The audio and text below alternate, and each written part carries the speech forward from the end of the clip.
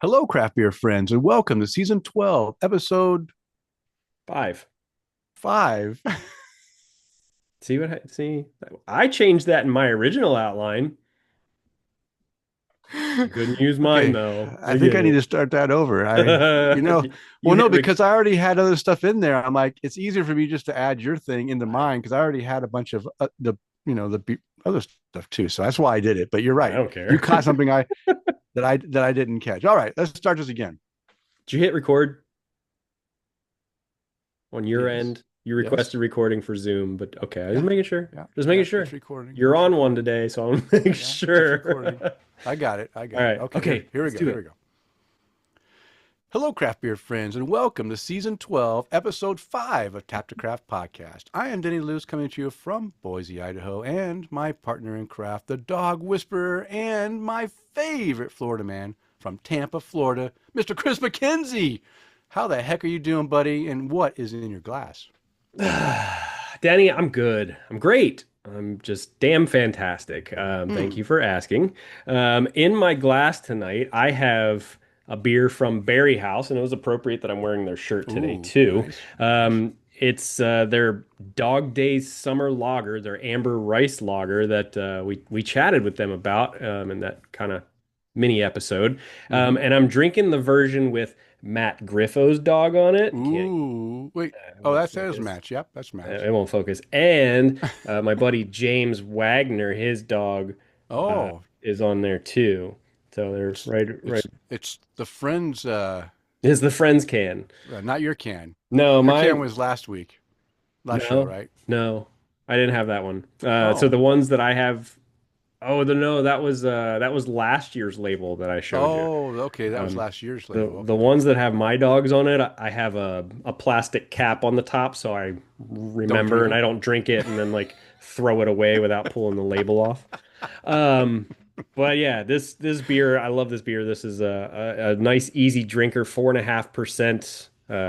You know, nice crisp, clear, little chill haze, little and green screen removing the alligators and stuff. But I always enjoy beers from the guys over at Berry House. But what about you?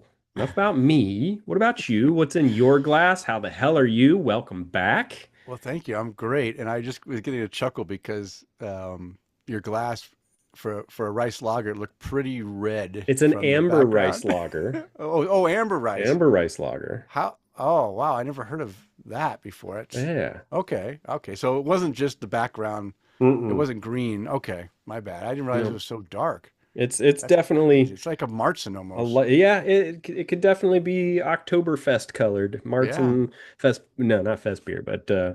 yeah. Like a, yeah, Yeah. like a Martzen. So, Okay. so back to my questions. What's in your I'm glass? what's in my glass? Well, I'm drinking out of the can because I like drinking these long drinks from the can better than the glass. Now, don't ask me why.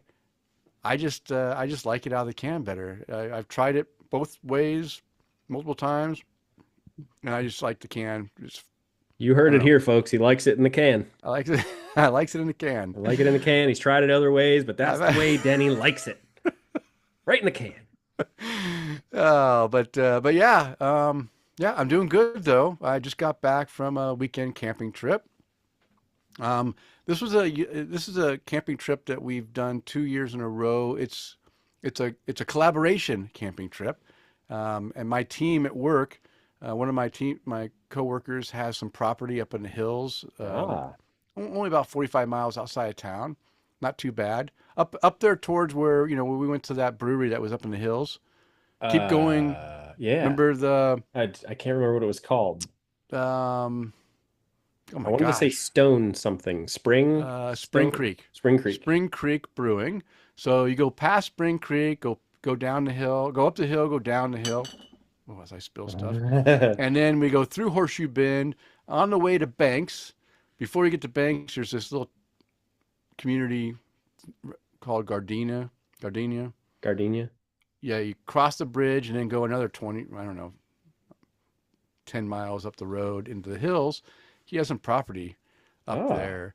And so we got together last year and we had a good time. We said, let's make this an annual thing. So this was the trip. We went up there and Sarah and I got there first. So we got to pick the best spot. Okay. Yeah. Got all set up and started drinking beer for a few hours before everyone else started showing up. But we had a great time. We had about 12 people up there, I think. Nice. And it's just nice. But I did come back yesterday and we did have a storm come in, thunder, lightning, and rain. Oh, I almost had everything set up before the rain came because the rain wasn't supposed to come until like 2.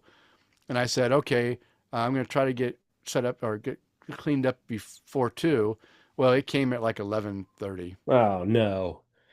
So I got everything, put in and I was in the trailer and I told Sarah, I was like, well, let's just hold out. I don't want to get all wet, by doing a hookup. Let's just wait it out a few minutes, see if the rain stops. She goes, no way. The rain is not going to stop. I'm like, okay, fine. So I went out there, got soaked, hooking the trailer up, and then go and jump in the truck to start going. We start going, and the rain stops. Meanwhile, I'm soaking wet. You heard I it. think Denny's getting soaked, I got moist, soaked, yeah. soaking wet. But then we drove home. It wasn't that, we wasn't, it's not that long home. We did go and Good. dump the tanks, and then got home. About 2 hours later, we got home and it unloaded everything. And then all of a sudden, I felt like really hot, and maybe it was the getting wet and sitting in my wet clothes for the ride back. But then I kind of like chilled and just watched football yesterday, and kind of just warmed up. But it was good. It was a good trip, and we all enjoyed it. So I have another trip planned for not this weekend, the weekend after next. Hmm. Just Sarah and I this time would be good for us to get out and enjoy the woods. It gets a little cooler, so we get to snuggle up together because we got to Very stay nice. warm. Very That's always nice. good. And then I don't know if we're going to do, I think I want to try to do at least one more trip in October. If it's not going to be a cold, we didn't look at the weather forecast, see if it's going to get cold quick in October because I don't want to get snowed in. You're not down for I'm not set snow? up. I'm not Yeah. set up for snow camping. Not good. But yeah, it was a good weekend. I'm tired, just recovering. But it's always good to recover with some beers, some drinks, and a good friend, and all of our listeners out there because we enjoy chatting with you. All right, well, let's get the show started, Kris. But before we get too far into the show, I just wasted a bunch of time talking about my camping, but that's okay. We want to let anyone new listening to the show know what Tap to Craft podcast is all about. We are an educational podcast focused around celebrating all things craft beer because we want to assist you, the listener, along in your craft beer journey and adventures.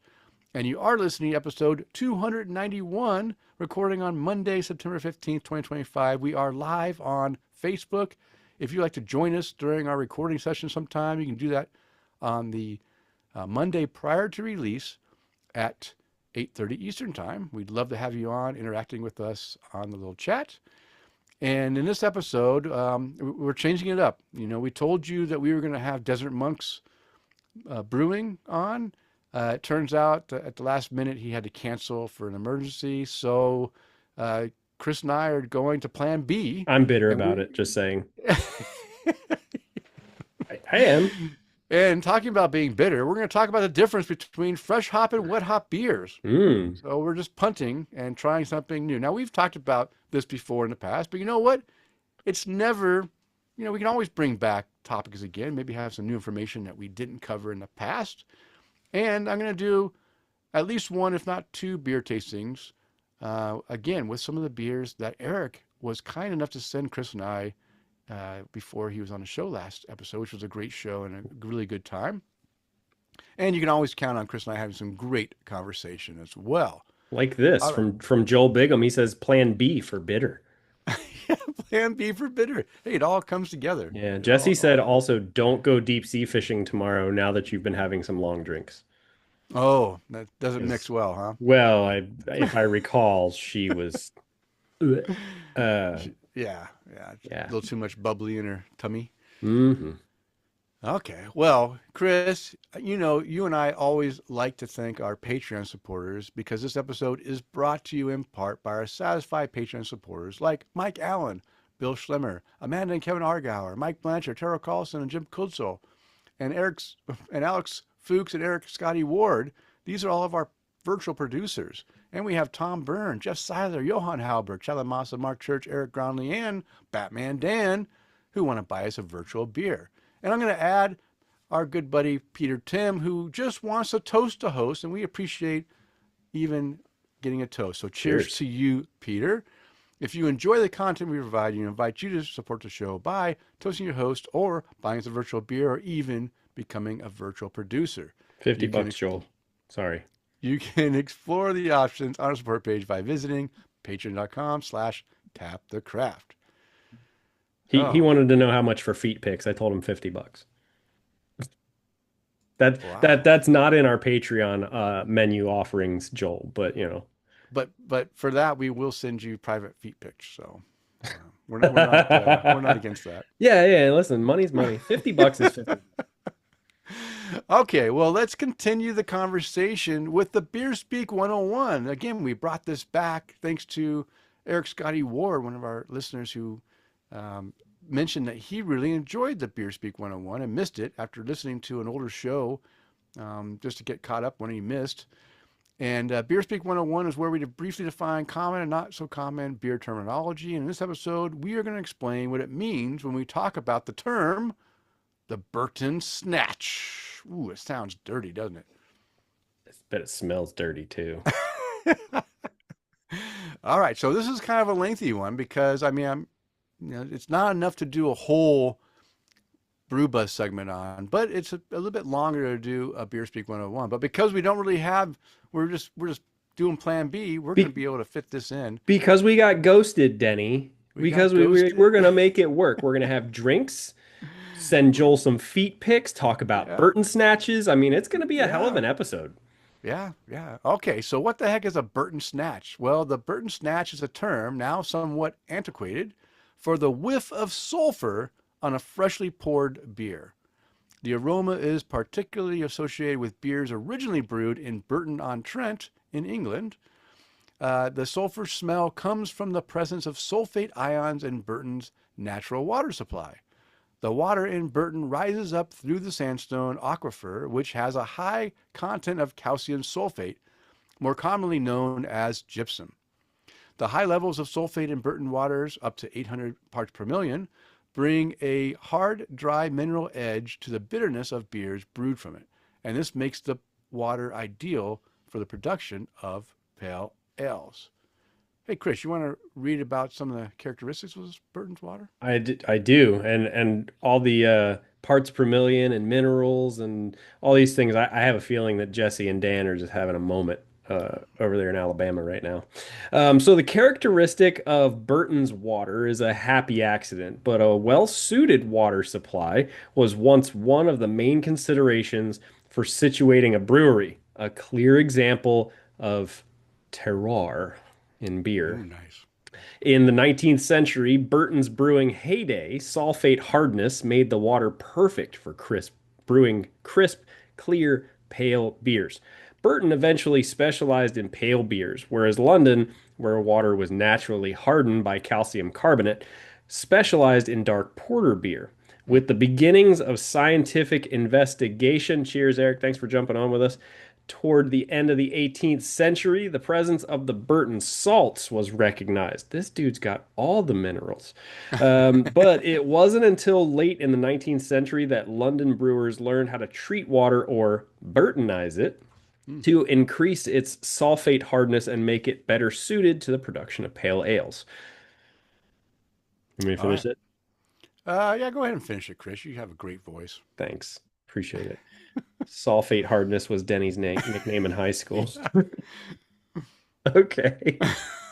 All right. The practice of Burtonizing water became widespread in the British Isles and has now spread worldwide.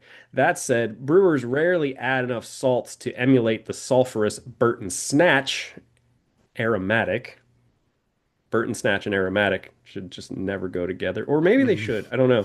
Which remains part of the aroma profile of the Burton brewed Marston's pedigree. Though some aficionados say it is not nearly so pungent as it once was. So that Burton Snatch is just not as pungent as it once was. Yeah, it's they learn to clean up a little better. So, um, yeah, so that's what the Burton Snatch is, and this information was all collected from a book, The Brewing Industry in England from 1700 to 1830 by Peter or by Matthias. I can't say Matthias Peter, Matthias Peter, or Peter Matthias Matthias. I'm not Matthias. No, sure. no, no, Matthias Peter. Peter, comma Um, Matthias. yeah. So yeah, that's a good. Again, this um, uh, terminology was one of the ones that Eric also said we should try as a Yeah. joke. But hey, we're not above having a good laugh while we talk about science. Science. Yeah. Yeah. Joel said, pungent snatch. All right. Mm. Well, you know what? We need to move on from this great beer speak 101 and go into our first tasting, Oh, beer tasting number one. okay. And this is from another beer from Eric Gronley. It's a Schell's Oktoberfest March style lager, 5.8% ABV, 20 IBUs. And oh, sorry, Chris, you only have one glass. Yeah. I brought this I quick. figured I Yeah, figured I'd be done with it. I've been sipping I on it. finished. Yeah, I finished mine, so I was ready to go. Um, what they say about this, our Oktoberfest is a March Fest beer. In German tradition, this beer was originally brewed in March and laid down in caves before the summer weather rendered brewing impossible.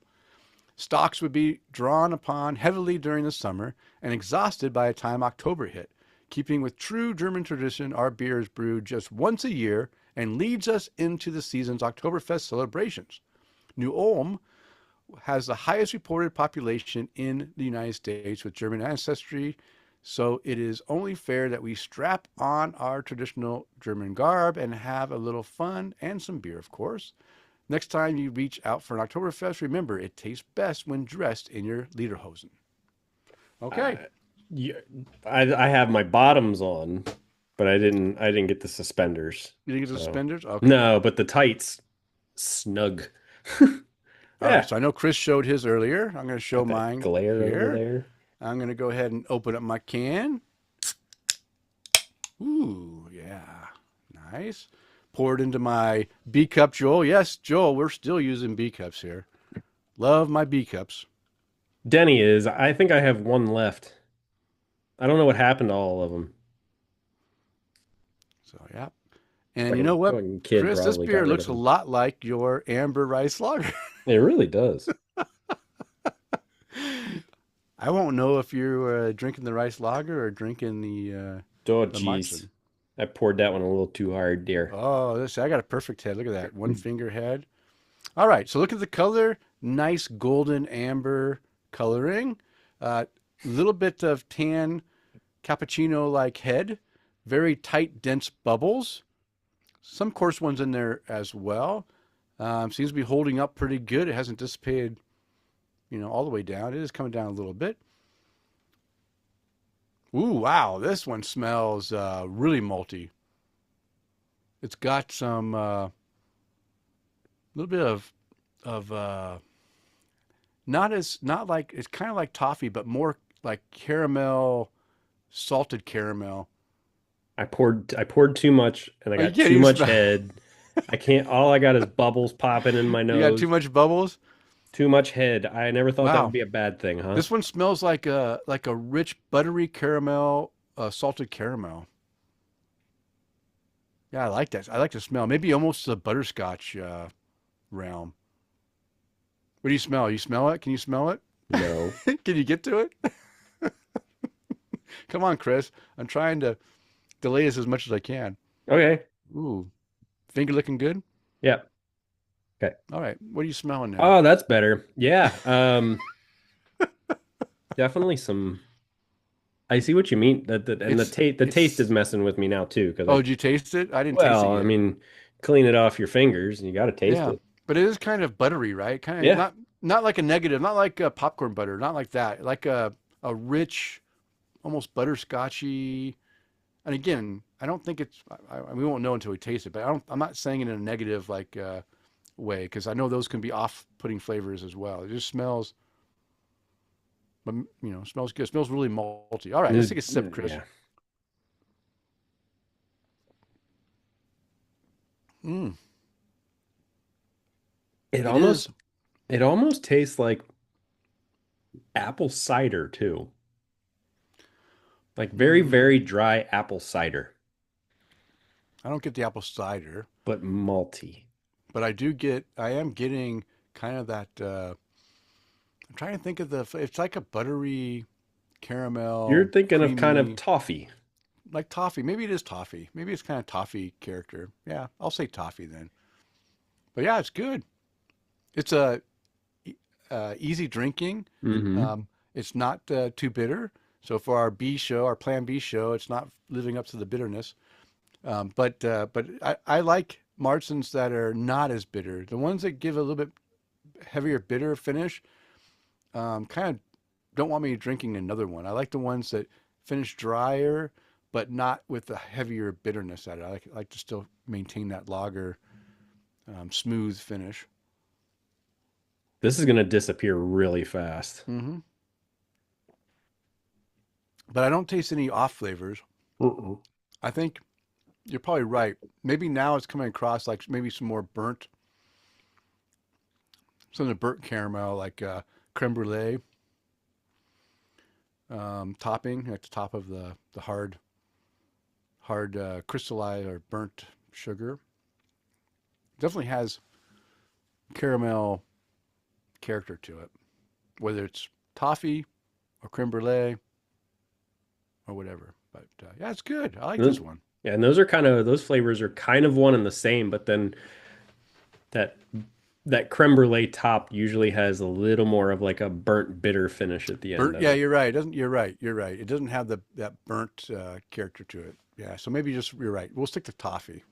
See, Kris is But corralling me in, but rounding I, me up from going crazy. but I also like, I mean, how cold is yours? Because mine Oh, could be mine's pretty cold. I mean, we could always find out because Mine's 41.7 on in the top or on the glass. side. In the glass. In the cold liquid. On the side, let's see. How cold did On you the say it side, was? 48 degrees. 54 on the side, So yours is good. Yours is a 40, good temperature. Mine's too 49 on the cold. top. Okay. It's great. Okay, I'm gonna let mine warm up a little bit more. But yeah, good beer. I like that one.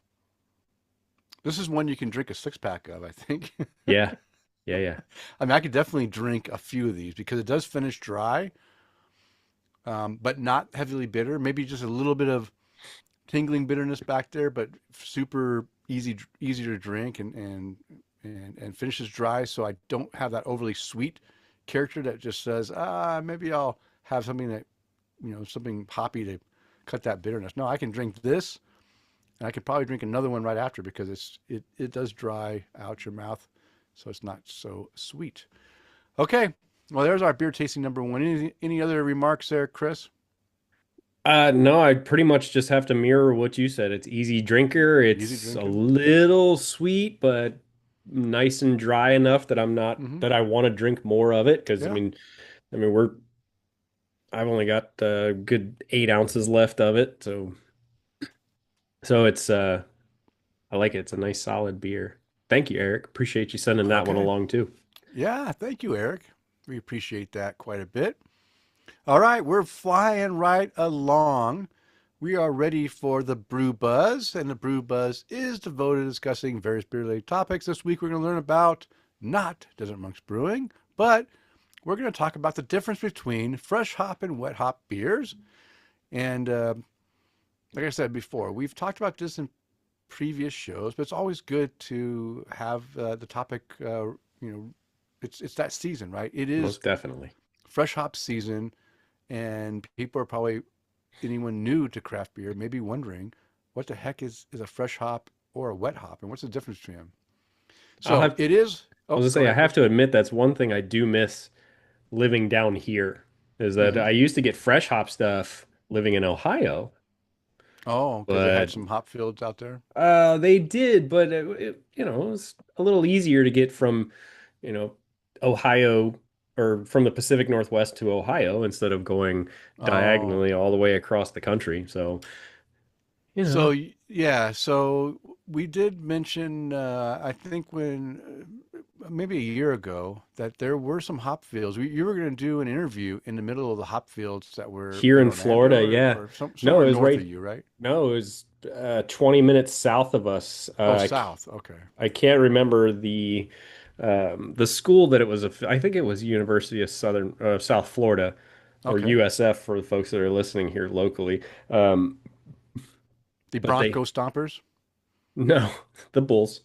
Um, No, no, no. I mean, I think this is the school that kicked the crap out of oh, Boise Boise. State. Yeah, yeah, yeah, that was them. And then beat the Gators. Would beat Oh, the they beat the Florida Gators Gators too. too? Yeah, Oh, wow. Way to go. yeah, I think I'm going to become a Southern Florida yeah, University fan now. yeah. But they right before we were supposed to go, I was supposed to go with Miguel from No More Pores, and Yeah. then we had a hurricane come through. Oh, that's right. So you think they took out the hop fields? It got messed up. They got messed up? Oh, it's Yeah, too bad. I flew my drone over it. I can't remember if it was a day before, a couple of days before we were supposed to do the interview, and then, or I either did it a couple of days after the storm. I was just trying to get an idea of what I was Hmm. going to be looking at, and Yeah. I just remember Miguel going, "Yeah, Oh, this is not happening." Just yeah. like, oh, okay, Yeah. I do remember you showed me the footage when you flew over the fields. okay. So I I'm do not remember that crazy in that footage. part. No, no, no. I do remember that. I do remember you did take the footage. So, all right. Well, let's start this topic. Kris, we'll just go back and forth. We just take when we get to a bolded heading, we just switch over. Well, I'll tell you this, Denny, the Hmm. last time that you and I have talked, well, I can't even say that I talked about fresh hops with you. That was episode 57. We had one since Well, here, then. let's see. Fresh hop If IPA. my notes are good in a list. If your notes are accurate in the list, the topic for episode 57 was fresh hop beer, Okay. Wow. which is the very beginning of season 3. Three. Okay. So it's been a while. All right. Well, it's about time we talk about it. So it's hop harvest season in the Pacific Northwest, and that marks the return of two special beer variations, fresh hop and wet hop beers. And while these terms may sound similar, they represent distinct approaches in the brewing process. Here's a breakdown of the differences between fresh hop and wet hop beers and how they influence the final product. So, Kris, what are some of the basics? So hops are the cone-shaped flowers of the hop plant, Humulus lupulus, and are a critical ingredient in beer. They contribute to the bitterness, aroma, and flavor profiles of the beer, balancing out the sweetness of the malt with their bitter notes and adding floral, citrus, pine, or earthy characteristics. Most beers are brewed using dried hops, which have a longer shelf life and can be used year round. However, fresh and wet hop beers use hops in their most natural state, right after being harvested, offering a seasonal and unique experience. Okay. So, what are fresh hop beers? Well, the term fresh hop generally refers to beers brewed with hops that have been harvested and used in the brewing process within a specific time frame, typically within 24 to 48 hours. The key here is the use of hops in their freshest form before any drying or processing occurs. Occur? occurs. The flavor profile is that fresh hops are known for their bright, vibrant, and often more delicate hop character. You might taste more green, herbal, and floral notes compared to traditional dried hop beers. These beers are seasonal, or I mean, because hop season is only happening once a year, so it's a season, as they can only be brewed once hops are harvested, which typically happens in late summer to early fall. Uh, some considerations you might want to have while brewing. Since fresh hops contain more moisture than dried hops, brewers need to use a greater volume to achieve similar bitterness levels. The challenge lies in balancing the fresh hop flavors with the malt and other ingredients. Hmm. Um, So they got to use more hops, the, essentially. yeah, so, and this is where it gets kind of tricky because there's different ways brewers use fresh hops. And I've discussed this with brewers here locally. I've discussed it with Davis down in Jim Dandy Brewing in Pocatello. Because I really enjoy. He actually comes up to to our area and grabs the hops and then comes back down to Pocatello. And what he did last year is because they showed up and it's really tricky because they literally have to be cut and then brought down, and they give you an estimated time of when they think they're going to cut that whatever hops you want. So they told him we're going to cut on this day. So he came and was ready for the hops, and They they weren't weren't cutting ready. that day. So Oh he had to man. yeah, so he had to wait until they were ready to cut the next day or whatever. So what he did this time is he flash froze the fresh hops Ah, in nitrogen. It's kind of cryo hopped them, I guess, not in the traditional sense, but in just flashing them, and then they were able to stay longer because what most brewers do is they start their brew in the morning, especially here in town. They start to water everything, and they'll build up the wort, and then they'll even a lot of times they will even use other hops in the wort, and then just use the fresh hops to dry hop, or you can use the fresh hops for all for dry hopping and for the wort.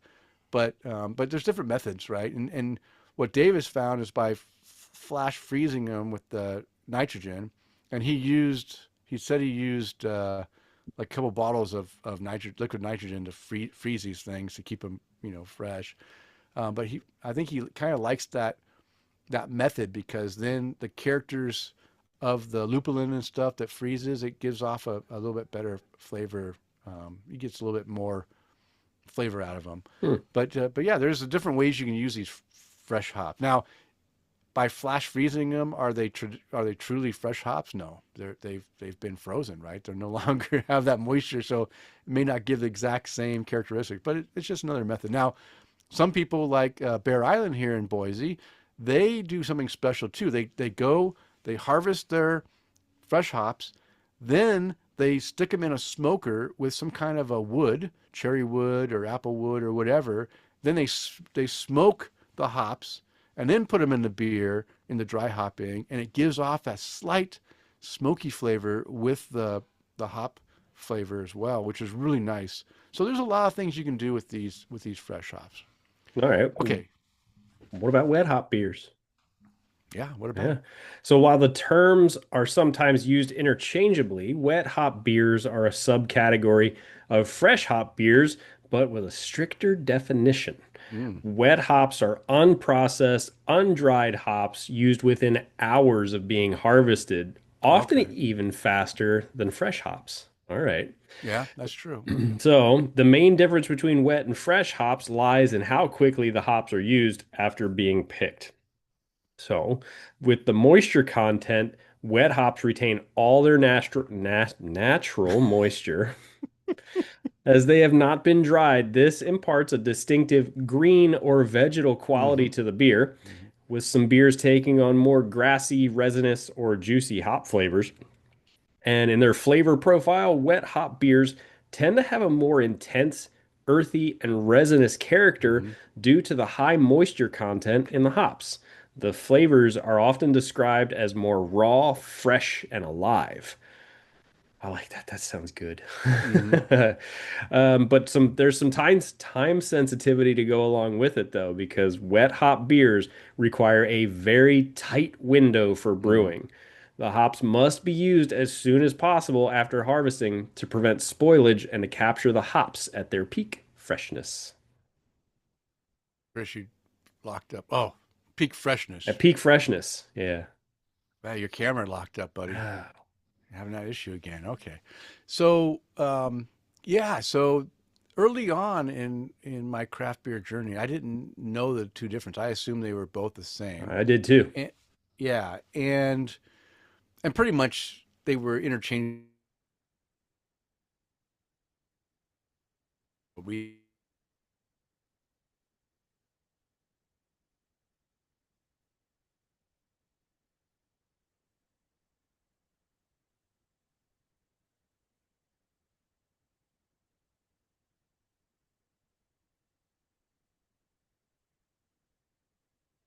what was it called? Now I can't think. I thought I had a bottle here, but I don't see it. But basically, they did two series. One was from hops taken up here in the North America region, and then the second one was the ones taken down in the southern hemisphere in Australia, New Zealand, and such. So they were released two different ones, and I think they were. Now that I said that, I think they were called. Oh, if anyone knows, I know Joel might know if he remembers. But yeah, but there's one was called North and South, and they were I can't remember where they were. Now I just blew my whole thing I was saying. But that was one that was pretty famous. Look that up real, Chris. Real I'm quick, working on Chris. that. Sierra Nevada wet hop, and remind me what the name of it is. There's Oh, it was a from North and Sierra South. Nevada. Yeah, Sierra Nevada. Uh, So I got my crack reporter here, investigator. Sierra Nevada and Harvest Fresh Hop IPA. No. It was wet hop. They were wet hop. It was Dan North said and he's going to have to try smoked hops. yeah, smoked hops is pretty cool. If you have a smoker, it works out really good. All right. Well, I totally jacked that up because I wasn't prepared. I was going off the cuff, and I cannot remember the name of the Northern beer. Hemisphere Wet Hop IPA? Is that what it was called? Was I right? Is I, it? I Is guess. Harvest Fresh Hop IPA. So Harvest Fresh? That's what it was, right? there's an Harvest Fresh. article at beeradvocate.com from 2008 that talks Hmm. about the Harvest Fresh Hop IPA from the Southern Hemisphere. Yeah, yeah. Harvest. Yeah, hop harvest. So Fresh hop. heart Yeah, hop let me hop. here, Har, hang on. yeah, yeah. Get it. Get it. Harvest Fresh Hop IPA That's it. Yeah. uh from the Southern Hemisphere, and then it looks like they have one from the Northern Hemisphere also. No. Yeah. Okay. All right. I was close. Yeah. Yeah. I Listen, want to you say knew hop you had an harvest. idea. I didn't even know it existed. Yeah, I used to drink them, and I thought I had bottles, but I might have gotten rid of the bottles because I have too Earthquake. much of a collection. Oh, wait a minute. There's a bottle missing right there. Oh no. Oh, it fell down. Sarah must have slammed the door one too many times and knocked my bottle down. Damn it, Denny. I'll need to fix that. I'll need to fix that. Yeah, you're gonna need a new bottle now. Well, no, it's right there. I see it. I Oh, see it laying on is the it on the floor. floor? Yeah, it's on the floor. All right. So, what's the bottom line? Well, fresh hop and wet hop beers offer a deeper dive into the essence of the hop. And if you're a hop head, they're almost addictive. Unfortunately, the best fresh and wet hop beers are only available for an uber short time in the Pacific Northwest, where the majority of U.S. hops are grown. Now they say that because you get here's the hotbed. If you want to come and get the most fresh hop, wet hop beers, come here during September timeframe, like mid-September, and you're going to get a lot of opportunity to have some fresh hop, either here or Washington or Oregon. Definitely the spot to come if you want to really experience it. So plan a trip, come out for a week, and try all the breweries' different versions of fresh hop beers.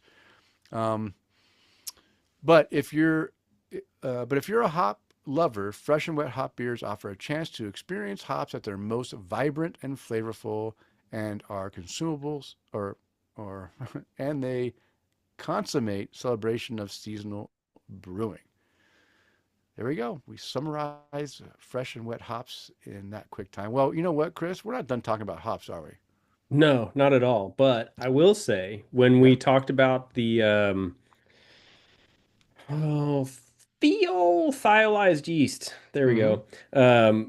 That those products were at least the ones that I've been able to try here locally, are the closest thing that I can get to a beer tasting like it's been made with fresh hops. Okay. Because that was that I can't remember what the beer was called from Tampa Bay Brewing Company, but it was just so bright and Mm-hmm. fresh tasting, and it was just because of the yeast that they used. Okay. Okay. Yeah, there I, I don't know if I would classify the fresh hops as bright. I get more of a I definitely get more of the vegetal, danky characteristics from them, and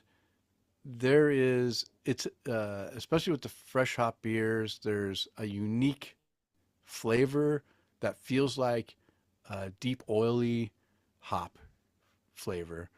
Like you're getting a lot of hop oil in there, and it's good. But I don't know if I would classify them as bright as much as you get from the stylized characteristics that you talked about, and the phantasm Yeah, yeah, yeah. additions as well, and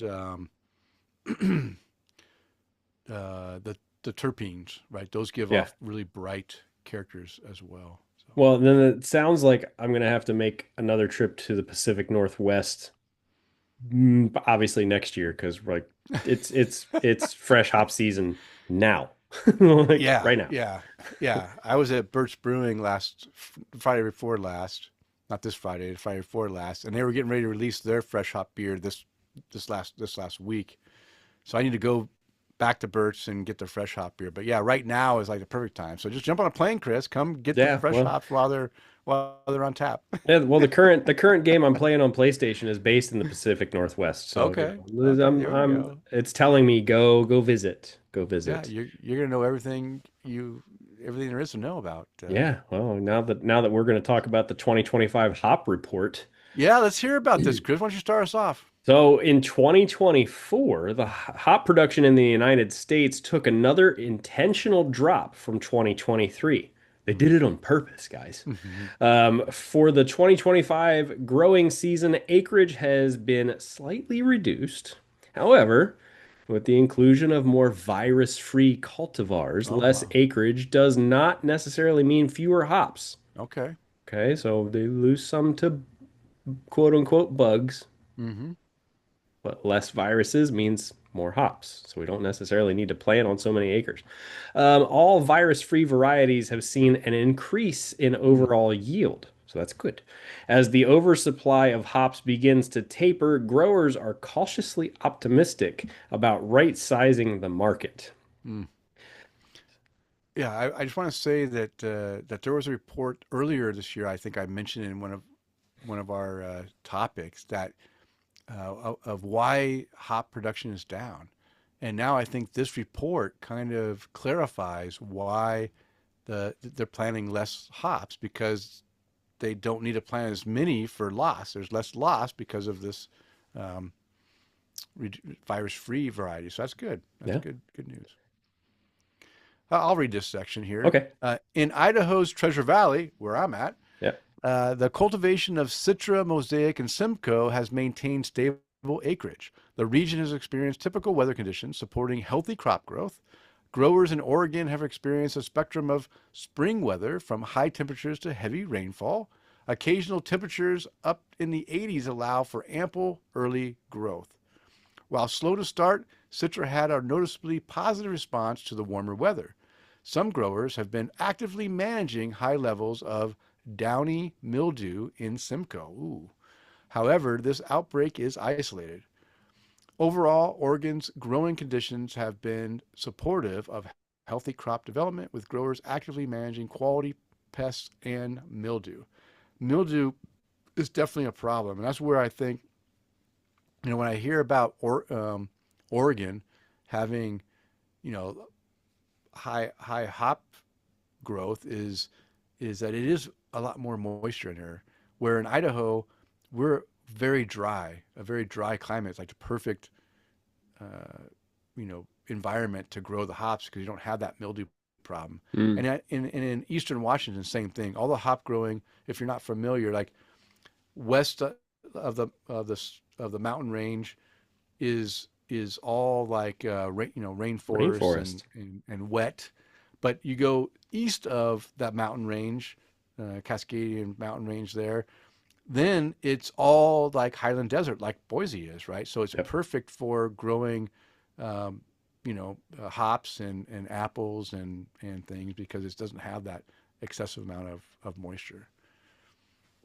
Most definitely, because that mildew, all I imagine when I hear the word mildew is just moist, Moist, yeah. moist.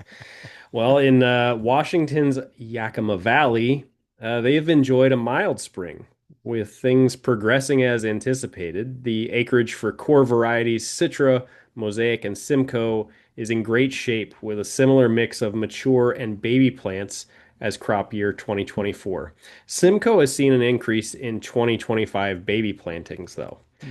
Alpha varieties like HBC 682 and HBC 1325 are expanding, and many baby acres will be planted or refreshed over the summer. Heading into July, by the way, this is talking about the beginning of the hop growing season. Mhm. Heading into July, water availability is a growing concern, with rotational shutoffs expected. Despite this, crop conditions are off to a Hold on. Start off despite this. despite this, don't know what's going on with my internet today. Despite this, crop conditions are off to a strong start. Early outbreaks of powdery and downy mildew have been managed, and mite pressure remains low. God, all the stuff that goes into making our beer, I swear. Okay, back at despite this. Oh, really? I even have notification note that says your internet connection's unstable. Son of a bitch. Oh. That's it. I'm buying a new computer. It's got to be the computer. Despite this, crop conditions are off to a strong start. Early outbreaks of powdery and downy mildew have been managed, and mite pressure remains low. Growers are managing their resources to their best ability and are confident about this season. Okay. Let me finish. Uh, Let me do this. You can finish it off with quick facts. All right. okay. Yakima Chief Ranches, YCR, agronomist. Wow, what's that? An agronomist? Agronomist?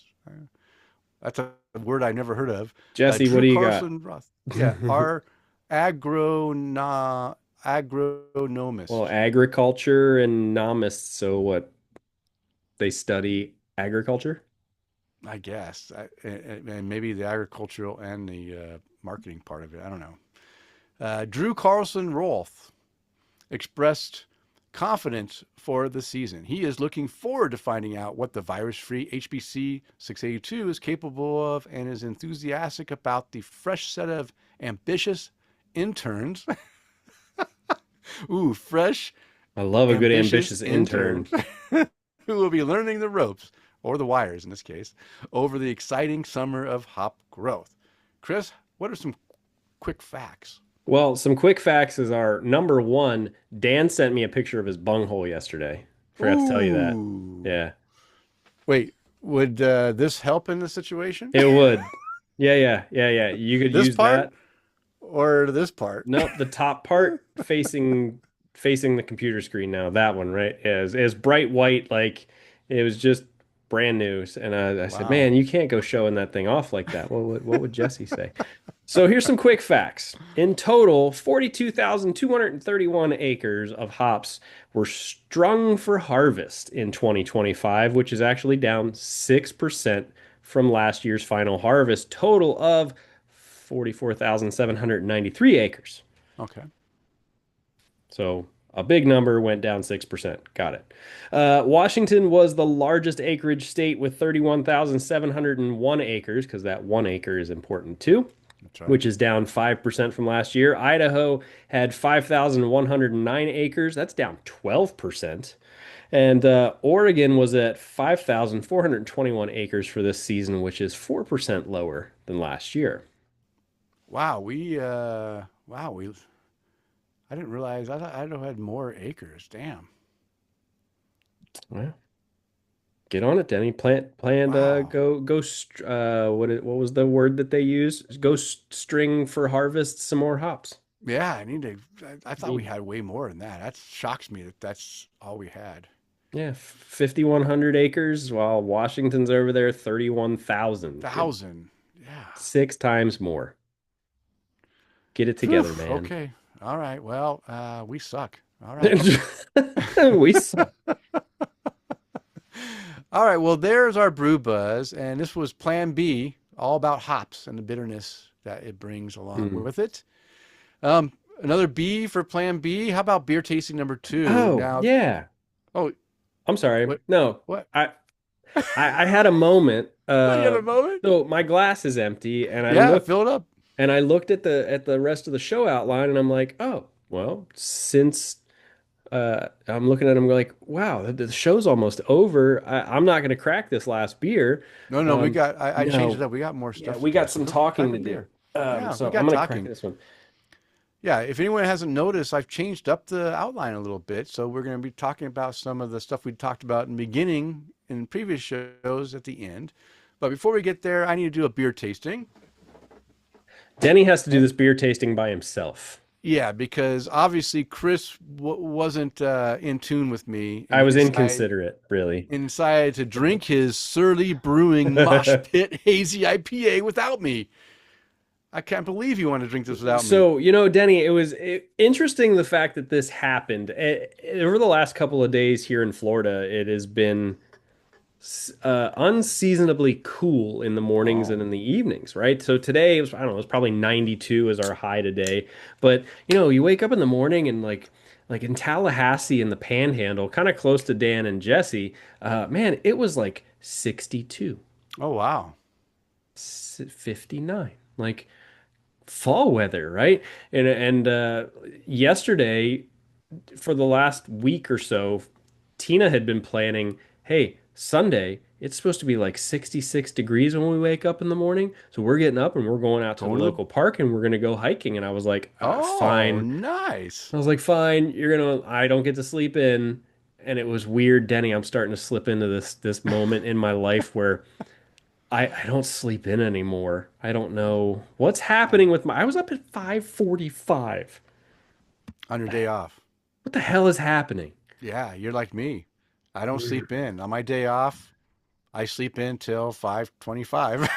Yeah, well, anywho, I had this beer that you just poured in your glass there. Yeah. Uh, I I've been most of the evenings going out, sitting in the driveway, turning Hmm. some tunes on one Oh, of our nice. Amazon Alexas, having just hanging out in the driveway, having a beer, having two Yeah. beers, and just Yeah.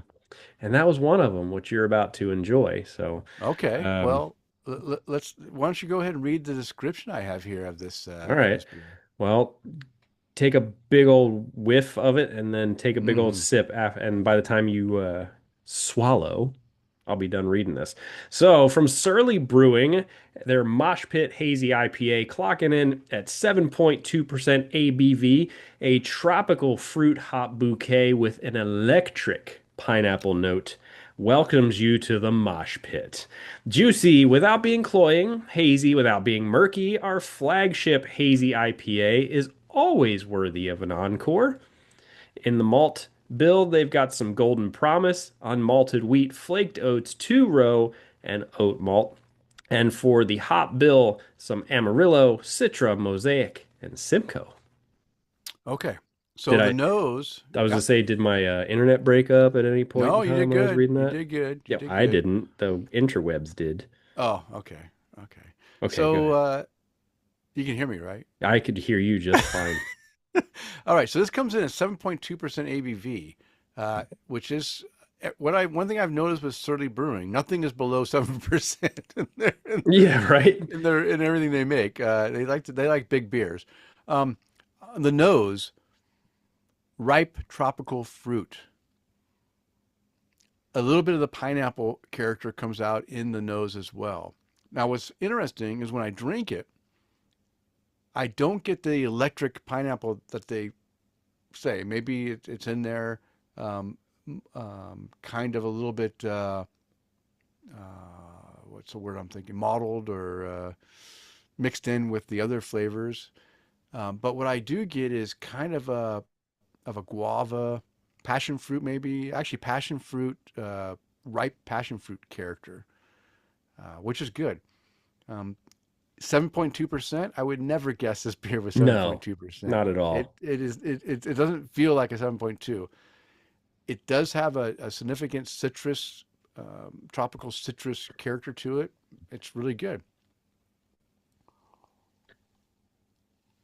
Mm. And it does have. I just took another sip here. It does have some of that it does have some hot bitterness there in the finish, but not overly bitter. But and it's also soft, but not too soft. It's kind of a good balanced hazy Hmm. with everything you want in a hazy and some extra alcohol. It's almost like a So, double hazy. yeah, so putting you on the spot, if you were going to rate this one, where do you think you would go? Because That's a spot. You already rated it. I already rated it. So for me, this is about a four, and I'm going to give it a quarter bump because it hides the alcohol really well. What'd you give it? It's 4.25. Oh, we're on track with this Yeah, then. yeah, four and a Yeah, it's quarter. did you see what Eric what he rated it? Oh, that's a great question. Um, Mosh pit. Oh, that was easy. That I typed in the word mosh, and that was what popped up first. Friends, friends.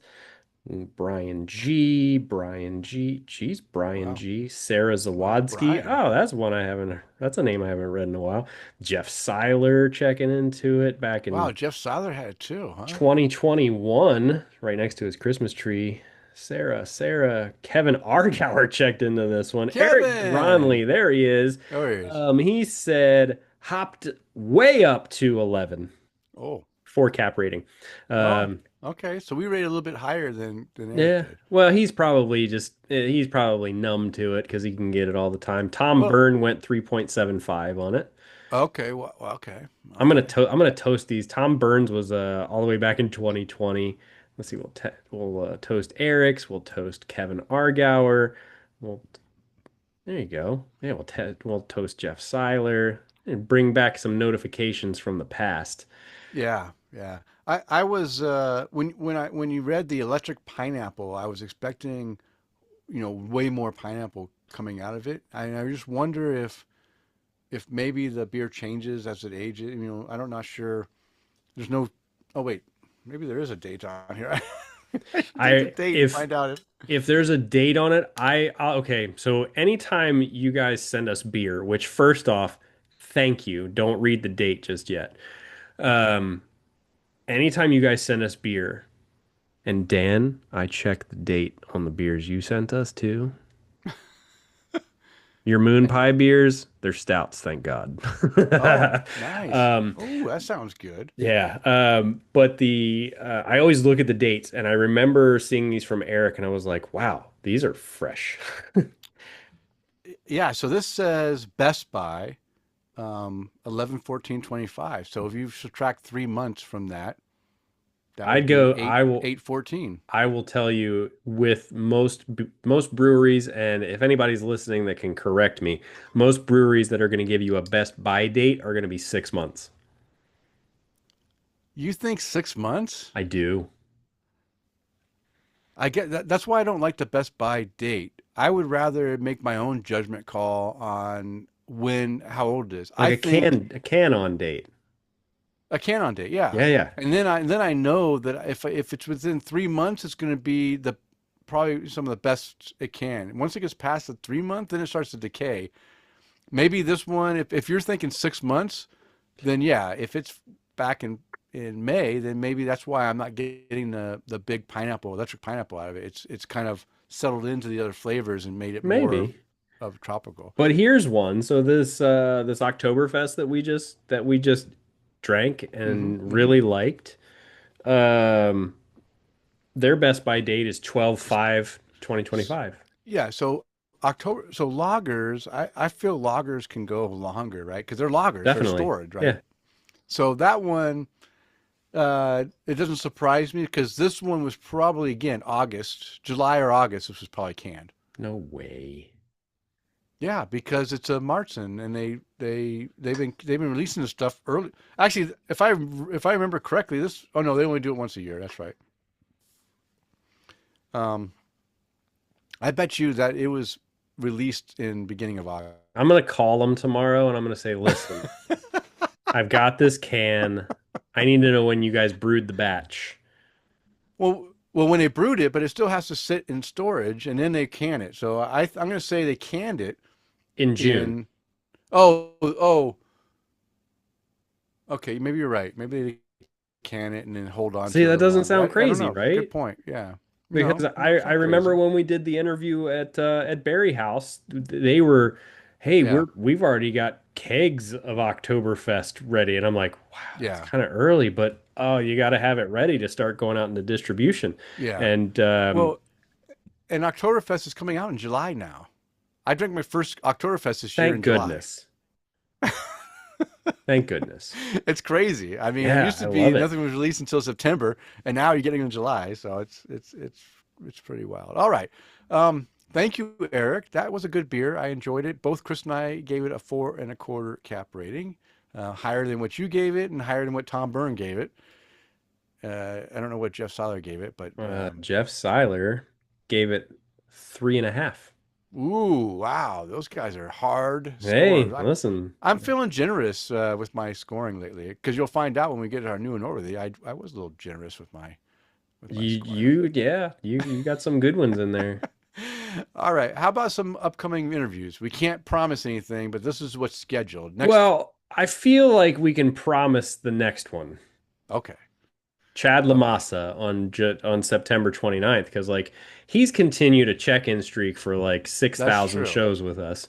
That's true. That's true. So I'd have to say he's a given. Okay. He's a given. Okay. Um, but the next one I'm kind of excited about. I'm hoping that Craig Snyder of Pontoon Brewing out of Sandy Springs, Georgia, will join us on October 13th. Kris has been in contact with him back and forth, and it sounds like they want to send us beer and maybe a couple extra swag things too, which I'm looking forward to seeing what they bring. So I'm really hoping that Craig is going to join us. We can talk about Pontoon Brewing, which will be fun. I like Well, to have I beers. like I've told you before, Denny, I'm just a whore for beer swag. Yeah, yeah, no doubt. I'm a beer No swag doubt. whore. You give me your logo, I'm gonna put it on. Hi, That's right. Barriehaus Yeah, Beer Company. yeah, You didn't very give me house. There this, you go. but I still love this shirt. I had to drop a couple of pounds to wear it comfortably. Oh, say it Um, worked. They said, "Hey, Kris, we know you want to wear this shirt, so we're going to make you incentivized to go out there and get some I shed mean, some no, pounds." not really, but it's weird. My weight will fluctuate 5 or 8 pounds here or there, and I'm just on the line of this one where it's like if I just have a couple of horrible, just stressful, just Uh, I'm yeah, gonna eat garbage and just sulk on the couch for a couple of weeks. The shirt doesn't fit as well, and yeah, then yeah. have a couple of I go have a more. have a couple Make of it. downhill or uphill or whatever hill kind of weeks where it's like, hey, life is good, no Yeah, stress, we're good. yeah. The shirt just fits better. So, are you an extra large kind of Yes. fella? Okay. So, Danny, And, I want to tell you something. yeah, yeah. I know that's your well, it used to be your saying. What's that? You're an extra large kind of guy. I was, but now I'm a large No. guy. Well, and I've I don't trimmed down. I've trimmed down, and now you I wear have. larges. Believe it or not. I don't know if I ever told you this, but Yeah, when I bought you your Cigar City t-shirt, yeah. I texted your daughter and I said, "What size shirt does your dad wear?" And she goes, "I will never forget what size shirt he wears." And I was like, "Okay, tell me." She goes, "He always says, I'm an extra large kind of guy." I was like, I, "Now I'm I, never gonna forget that." yeah. I used to be an extra large kind of guy. Now Sarah only buys me large because they actually fit, and not Yeah. just Yeah.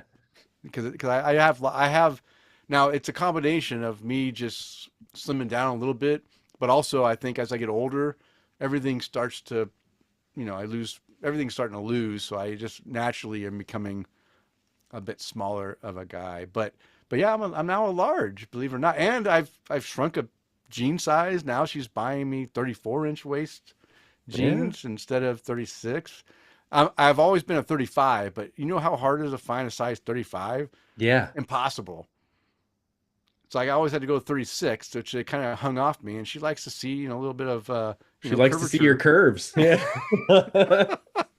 Yeah, I know. So then she says, you know what? I'm going to buy you 34s. And I said, honey, I won't fit in them. And guess what? I fit into them. Yeah, So now yeah, I wear yeah. 34. So I'm just kind of shrinking all, She wants to all see over the where it place. hugs you. That's right. All right. Well, speaking about seeing how it hugs us, we got some feedback from Okay. the last episode from, again, Mr. Eric Scotty Ward. He loves leaving us emails, and you could leave an email just like Eric at taptocraft@gmail.com if you want to leave us some feedback or ask us some questions. He says, I loved the show with Eric Gronley. I always love to hear the stories of your listeners. When you did the bunghole beer speak, I said, hey, that's my suggestion. You all handled that topic as pros. I think Professionals, so. Yeah, yes. professionals. We Yes. definitely did. Bunghole. He says, on the topic of your 300th show, I have a suggestion.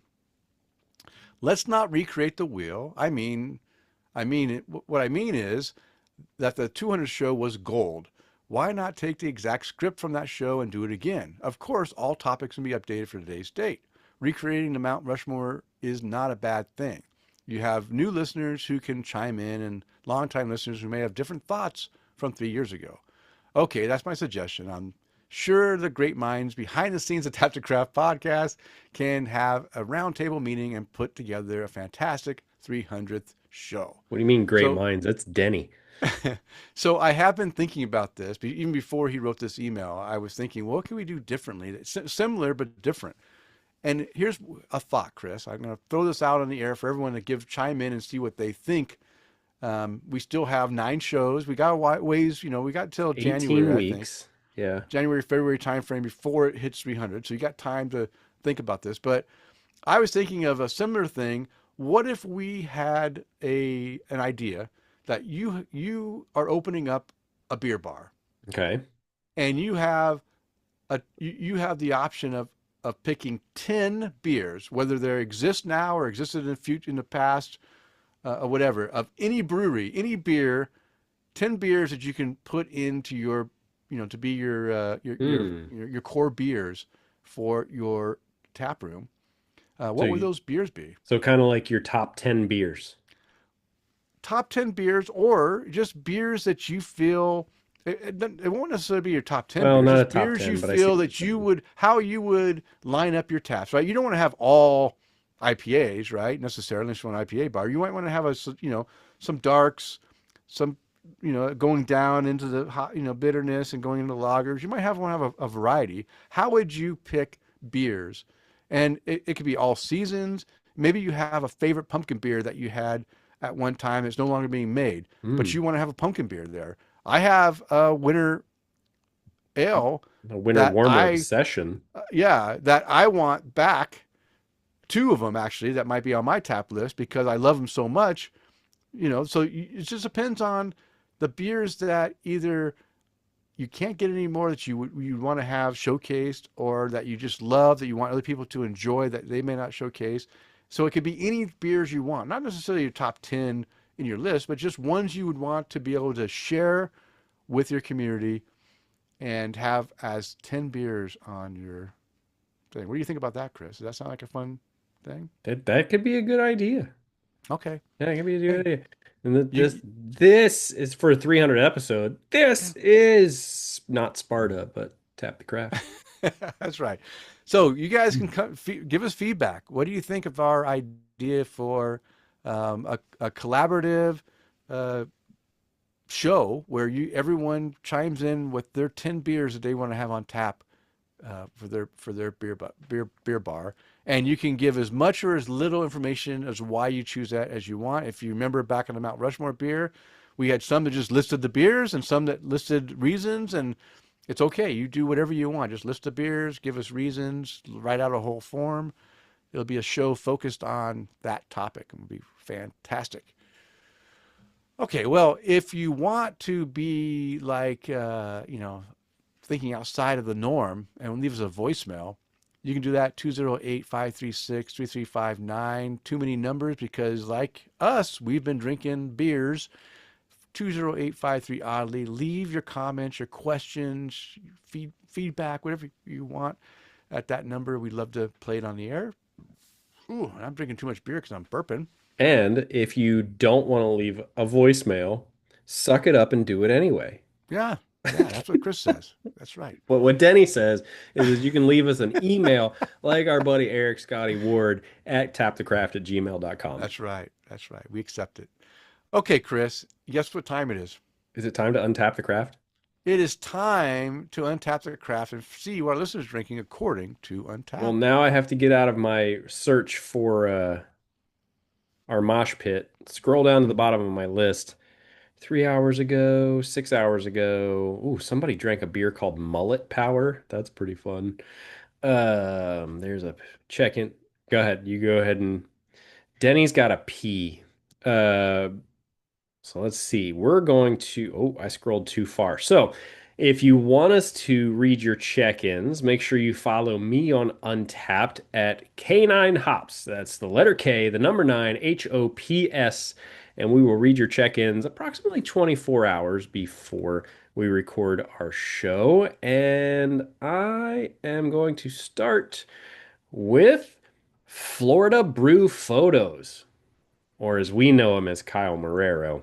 He's checking into I almost said something bad.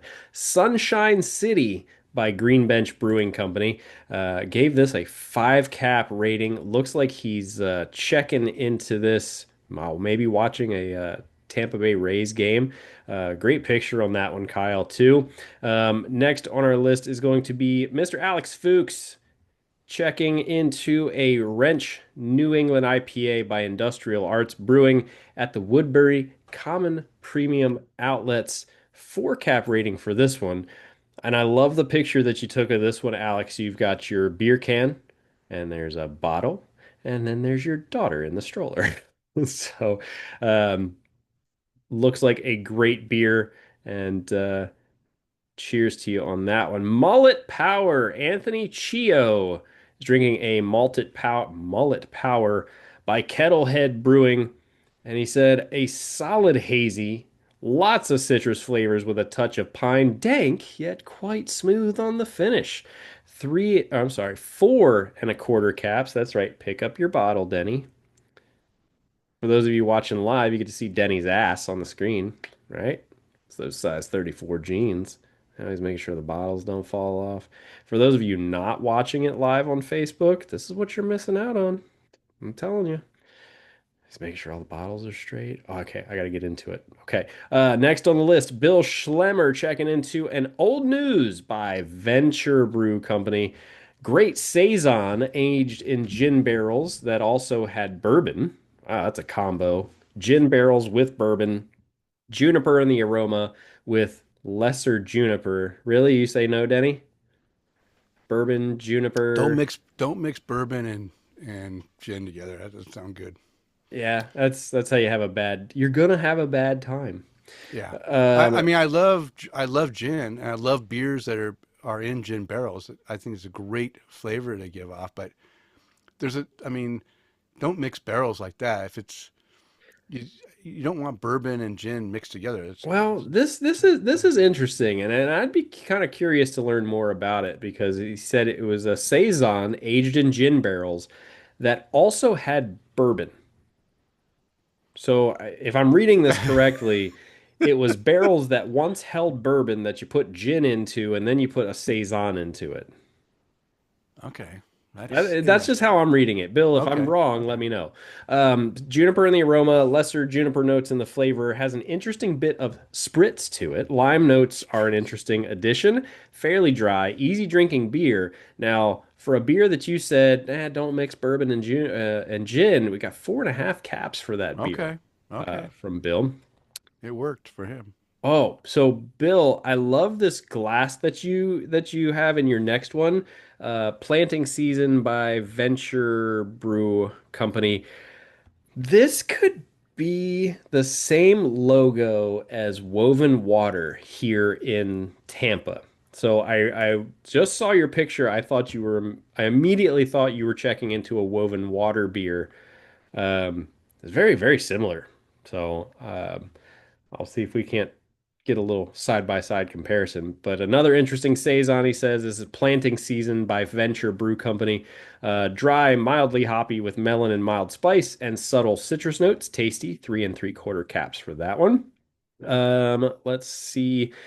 See, the man's continuing his check-in streak. This is like the like 1 millionth and 250,000th check-in, uh, consecutive check-in from Chad Lamassa. He's drinking The Screen by The Vale Brewing Company. Cool can art.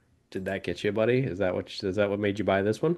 Cool can art, citrusy and hoppy, and 4 1/4 cap rating for this one. Let's see. Emily Allen. Oh, okay. Emily Allen, Cold Rush Premium Light Lager by Great Lakes Brewing Company. Better than the IPA in the pack.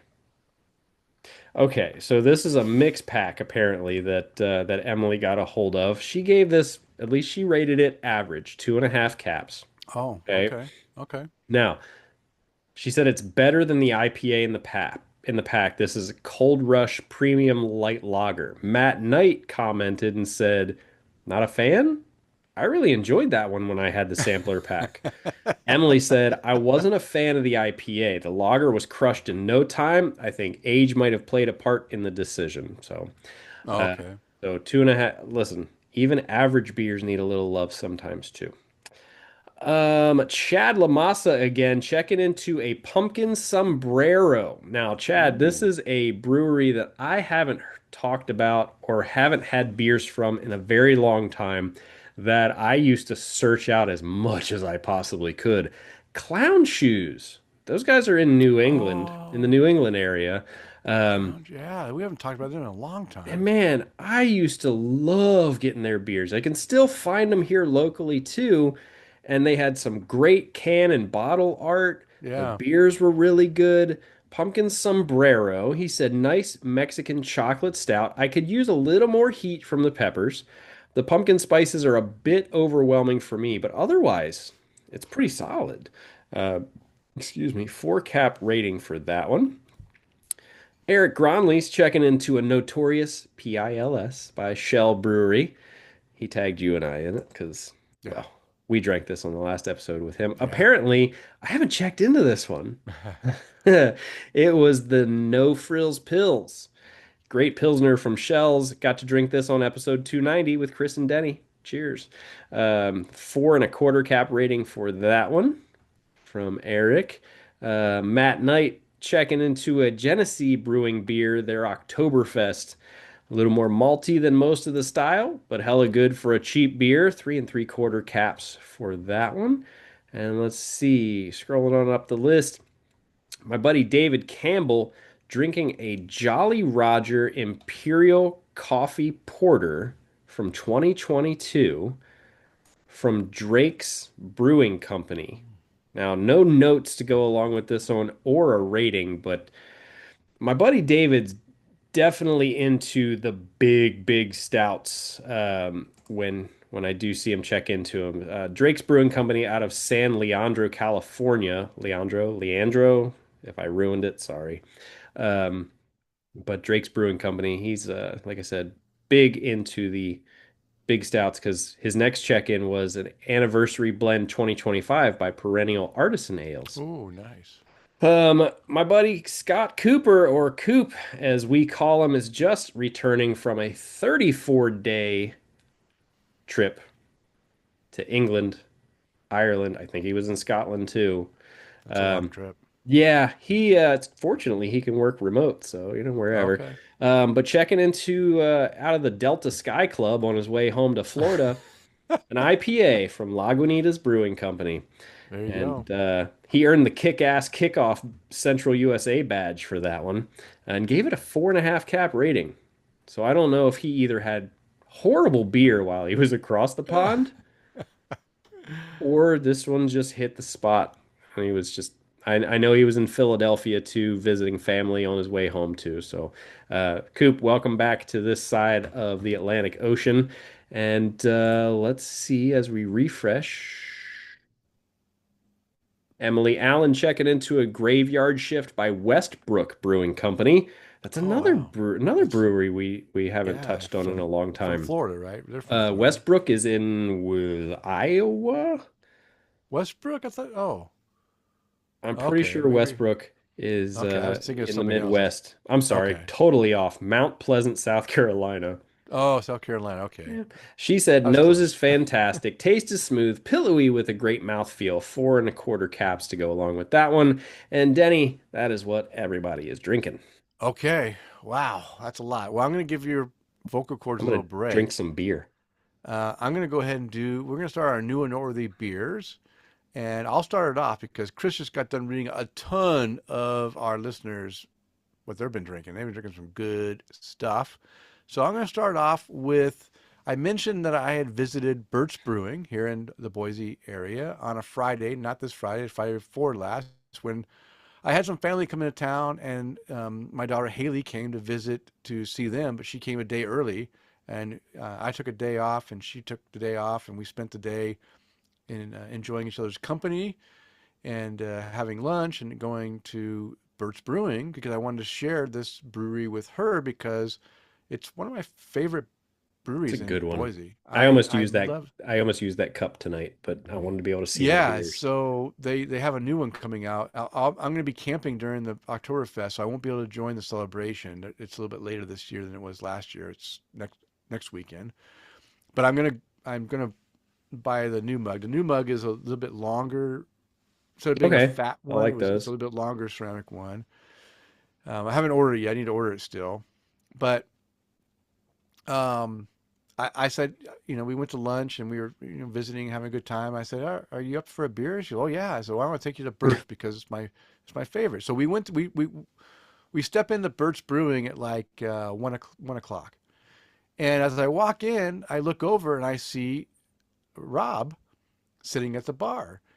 And so he looks over, he notices me, and I say, "Hi, Rob, how you doing?" And of course I introduce myself in case he forgot because that happens, right? People forget. I don't expect them to remember, but he remembered me right off. He said, "No, no, no, no, I remember you, Denny. Of course. We had a great time on the podcast and everything, and we started talking, and he said, I said, yeah, I just wanted to bring my daughter and share the beer. I just love your beer, and I wanted her to experience it as well, and see the in the tap room." And he said, "Why?" I said, "What are you drinking?" He said, "I'm drinking we just put this on tap. It's the Japanese rice lager." And I said, "Well, I love a Ooh. good Japanese rice lager. Pour me a glass." And my daughter wanted the brown, so she had the brown ale because she's a big brown ale fan. And we just, and then what even surprised me even more is he said, put their beers on my tab. So he paid for our beers as well. Oh wow, that was nice of We him. went on from there. Not only did we drink the rice lager, and stood and chat with him. David Hall, the head brewer that he talked about when he was on the show, he came out. He was done for the day, coming out having a few beers before he went home. And so Rob, Dave, and myself and my daughter talked for 2 hours, Hmm. just talking about all kinds of things, brewery and their future plans and everything, up to the beers. He shared the Oktoberfest. They had the Oktoberfest canned. Wasn't going out to release until this week. So he broke out 2 cans and shared that with my daughter and I before it's been released anywhere else. We got the head taste, and it's really good. It's a really good Oktoberfest this year. It's a little bit different than their last year's version. And then we tried a few more beers. Just a great time. So I want to talk about that Japanese lager that they brewed. I gave it a 5 cap rating. Oh wow. Um, what I said about this, an incredible beer, super easy drinking with clean, crisp, light malt and ever so light hops. There's nothing negative to say about this beer for the style. I just found my favorite Japanese lager. Thanks, Rob and Dave, for the great conversation and beer. this I cannot even explain how well done this beer was. It was so delicate and just like this beer could not hide a single flaw because it was so light, but it had so much flavor too. It was just incredibly done. Um, a five cap rating, hands down. Really, really good beer. They are not canning it this year. Hmm. They said that this year that's only on tap release. Next year they will can it for production release. So that was really nice. And yeah, we had a great time there. And like I said, I left there without any, they paid for my beers. Had some great conversation and a good time. The next beer is from Jim Dandy Brewing. Again, I told you my daughter came to visit, so I had her pick up some Jim Dandy beers, and it's a brown lager. It's a Trailhead brown, and I said, really nice brown ale with a solid toasty malt base. Wish I could have gotten a 4-pack of this so I could enjoy more than a single sitting. It only came in the 32-ounce crowler, so I had her bring a crowler down. And Haley and I shared that crowler together. We each had a glass, and she liked it too. I gave that a 4.5 cap rating, but I think I forgot another 5 cap rating. Hold on, sorry. Oh no, another 4.5 cap rating. Never mind. Um, I also mentioned that my buddy Alex was in town last episode, and we hadn't met up yet, but we did meet up on Tuesday after we recorded. The next day, we went to the Sockeye Brewing location that's over up on Hill by Hill Road. I've never been there. They opened 2 locations. They have the main Oh, wow. brewery, and then they have this other brew pub. And we wanted to meet there and have some dinner and drink some beers. And one of the beers I had was just fantastic. It's called Edmond's Grand Gesture. It's a American porter. This was served on Nitro. And I'll tell you what, Mm. I'm not a huge Nitro beer fan, but this porter was perfect on Nitro. So good. And what I said is really good porter with vanilla accents, and the barrel aging gives off a woody, almost cinnamon-like flavor. It used that same wood that the Cigar City Am Bam, Amabursa, Amberama, whatever. oh, I know what you're talking Oh about. It no, was yeah. Uh, like now that Bamber. It starts yeah, with a now that I B. say it, yeah, now that I say it, maybe it's not that same one. Maybe it is Bamboo. I think it was the same one, but it gave off like some cinnamon notes to it, like it's a little subtle, but really, yeah, Bambaram. I think that was the same barrel they had it aged in. And I said the nitro uh, works really well with this as well. 4.5 cap rating. So those are my new and noteworthy. Bambarana, Bambarama, yeah, Bambarama. something like that. The beer that porter was really good, Yeah. and the nitro was like a perfect beer for nitro. It really worked well. It wasn't too watered down. It still had some distinct malt, darker roasted malt character to it, but not too roasty, and that vanilla and cinnamon flavor really added a real nice touch. So Well, here it's Amberana. that's what I thought. Yeah, Yeah, Amberama. yeah. That's So what you they were right. had. You were Yeah, right. so I was right. Amberama. Yeah. So yeah, same wood, which I didn't know was like illegal to use Well, that and wood, if right? if you remember, Wayne Wambles told us that wood was illegal, and that's why they Yeah. stopped producing that when he was Yeah. over at Cigar City. Yeah. Um, Yeah. which is like, wow, I had one of those. I know. I still have one can. I still have one can left. I haven't drank yet Oh, out you're of the 6-pack. serious? Yeah, I bought a 6-pack and I've been saving one can. It's got to be like 8 years since that thing's been released, right? Yeah, no. Got to be a long. So the beer itself was called Bambarana, Yeah, Bambarana. Yeah. and then the wood is minus the name, but minus the B. Yeah. Um, so the 2019? No Oh, way. 19?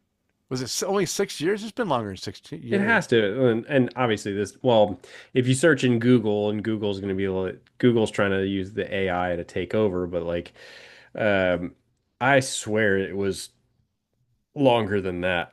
Yeah, I think it's longer than than 6 years. Because somebody, okay, so somebody checked into it August 24th of this year. Still holds up, plenty of carbonation too.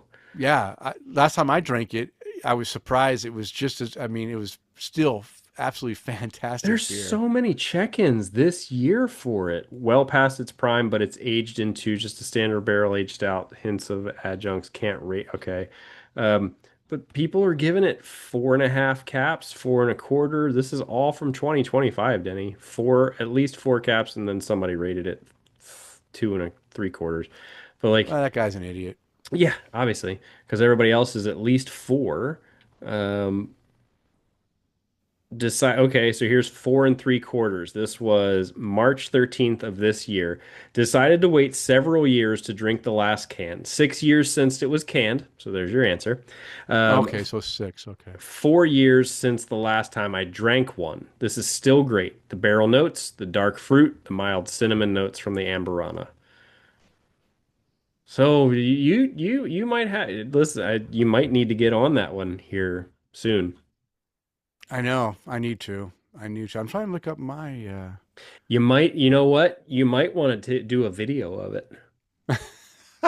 The last can, The last, last well, can ever. the last beer review you did was on your Scrimshaw. Oh yeah, That was back in the it's day. because it's so hard to do video. Yeah, there's a lot of editing that goes along Yeah, to it's it. editing, and I just don't have time to do that. And I did enjoy doing it, but it was really time consuming. Yeah, most definitely. Well, we Okay, have Kris, how about derailed. you? Yeah, how Well, about you? What is your new award, new and noteworthy beers? I had one. I'm proud to say I have a new and noteworthy beer. But it's not but it's from our friends over at Tampa Bay Brewing Company, their Oktoberfest beer from this year. Now, I rated this beer a couple of years ago at like 3.25. Or, I'm sorry, three and three quarters. 3.75 caps. But this one I've changed my rating to 4.5 caps because I don't know if it was just the sitting out in the driveway enjoying a beer on a cool night. Uh, but man, it was just a perfect beer. Uh, Listening to some music, just enjoying the evening. And to be honest, it is probably as Matt Griffo commented on our photo on one of our social media accounts. It is probably one of the best Oktoberfests here locally. Mm, It is really is good. I have a couple more in the fridge, and I uh I this is probably my favorite time of the year as far as beers go. So Oktoberfest time. But Oktoberfest from Tampa Bay Brewing Company, just spot on, 4.5 caps. So okay, that's it. that's it. Short, sweet, to the All point. right, Kris, it's time to call this show to a close. But before we do that, I always want to give you a chance to raise a glass to who someone you'd like to raise a glass to tonight. Most So, who definitely. would you like to toast tonight? I want to say happy birthday to listener Eric Gronley. This is tomorrow. So cheers to you, Eric. Happy Tomorrow. birthday. Happy 29th. Yep, it's some It's always anniversary of 29th. your 29th birthday. And then same birthday for Marker 48's Kevin. If I butcher your name, buddy, I'm sorry. Kevin D. Simond, your birthday is tomorrow. Also, he's over at Marker 48 too. So cheers, guys. Happy birthday. Hope you have some awesome beers and enjoy the day. Denny, who would you like to raise a glass to this evening? All right. First off, our Patreon toast tonight goes out to Miss Tara Carlson, That lady.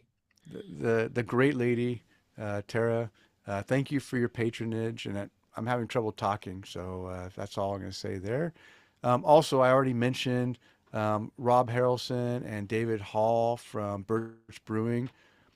They did not need to sit with me or and talk for 2 hours, but they did, and we had a great conversation. I really appreciate them, and they're making some of the best beer, best lager beers, 100% best lager beers in Boise.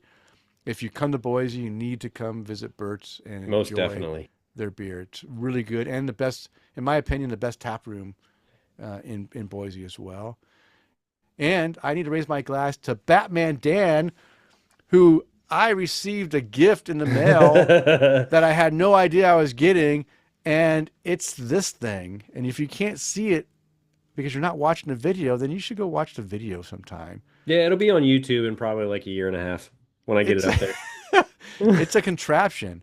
It's a three-way tool to open bungholes. Okay, Yeah, good. I was like, you know what this is, right? I have a bunghole opener that can open bungholes in three different ways. It's You can crazy. you can open five gallon buckets. You can Yeah. use you can open the bunghole on the buckets. You can I mean it's just a multi-tool. And it was funny, I got one too. So thank you, Dan, for sending that over here. And I opened it up and I was showing Tina. I was like, oh, haha, we were talking about bungholes on the show. Dan sent us a bunghole wrench, and she was like, oh, that's funny. And I went and threw it in my toolbox, and she goes, what are you doing? I was like, do you know how much of a pain in the ass it is to open some of those 5 gallon buckets sometimes? And then really, if I ever do need to open it, hey, it's there. It's in there. And I bet I can use it for some other stuff too. You could probably use that to open a bottle or something too if you need to. Um, Yeah. but Yeah. cheers to you for Dan for that. And also, Dan, my beer showed up today too. I know Denny's is taking the scenic route around, the North It's a North Atlantic America coast. tour, coast to Um, coast. Last I saw it was in Rhode Island from Alabama. Like, dude, I don't know where it's going, but hopefully it'll make its way over to Idaho here shortly. But cheers to you, buddy. Thank you for sending us those beers. I'm excited to get into them. Yeah, yeah. Thank you, Dan. I learned when I was out camping that you sent some um, tracking numbers for Kris and I. We really appreciate it, and we're looking forward to doing some tasting notes on the show with the whatever is in the package. Kris knows what it is. I don't know yet. Although he did say moon pie, so that sounds intriguing. I like a good moon pie beer. Sounds fantastic. So Hmm. cheers and thank you for that. Also, of course, being a former serviceman, I always want to raise my glass. I want to thank all those who have served and who are currently serving in the U.S. military services, protecting our freedoms. Thank you for your service, and I hope all of you are able to return home safely to your families very soon. And thank you again for your service. And you can find the beers and the links to the articles mentioned on the show notes, uh, on the show post at tapscraft.com. And it is last call. It is time to bring this show to a close. We want to thank you for downloading and listening. We ask you to please tell a friend and subscribe on your favorite podcast app. And as a reminder, we release a new show every 2 weeks. Now go out there and spread the good word of craft beer. Cheers. Cheers.